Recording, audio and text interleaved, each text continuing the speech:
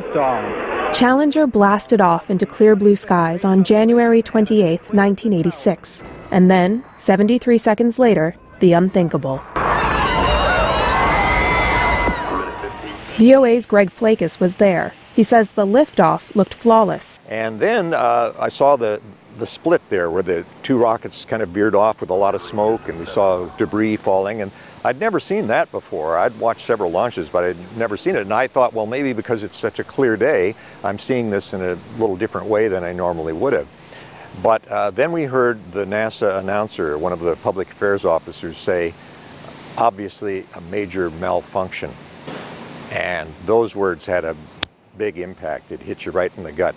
The loss of the 7-member crew left Americans and their president in grief. We will never forget them, nor the last time we saw them this morning, as they prepared for their journey and waved goodbye and slipped the surly bonds of Earth to touch the face of God.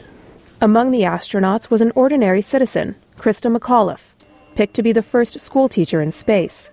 School children across the country watched the disaster unfold. Valerie Neal is curator of the Human Spaceflight Collection at the Smithsonian National Air and Space Museum in Washington. She says that by the mid-1980s, the public thought launches were ordinary. The shuttle had flown 24 times without any major show-stopping events. It had begun to seem routine. People weren't paying much attention anymore. Spaceflight is always experimental. It's always high risk.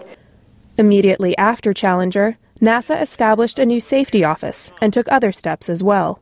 The first and most important one, I think, was the redesign of the solid rocket booster joints so that that particular technical cause of the tragedy could not happen again.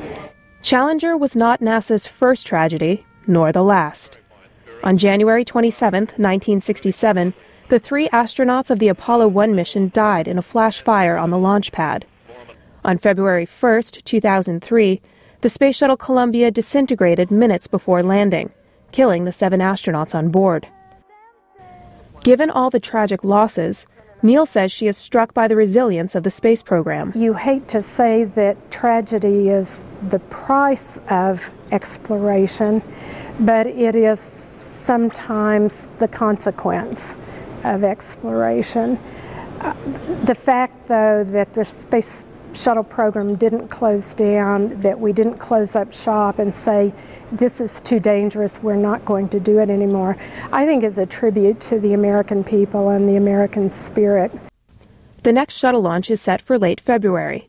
Discovery's blastoff has been postponed several times over several months for reassessments and repairs.